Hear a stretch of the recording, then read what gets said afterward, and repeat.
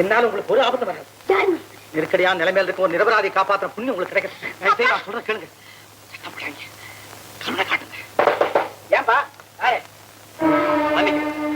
காவல்ல இருந்து தப்பி ஓடி வந்த கைதி உங்க வீட்டு மாடியில குதிச்சதை நான் பார்த்தேன்.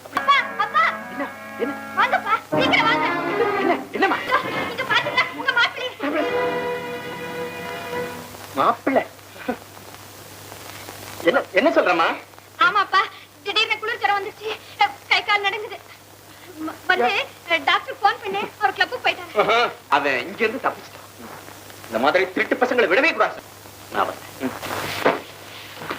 நீங்க செய்த இந்த உதவியை என் வாழ்நாள் முழுவதும் நான் மறக்கவே மாட்டேன். நீங்க உண்மையிலேயே நிரபராதி தானே? என் தாயின் மீது ஆணையா சொல்றேன், என்ன நீங்க நம்பலாம். உங்க முகத்தை பார்த்த உடனே தெரிஞ்சுக்கிட்டேன். உங்களை சந்தேகப்பட்டதுக்கு என்ன மன்னிச்சிடுங்க.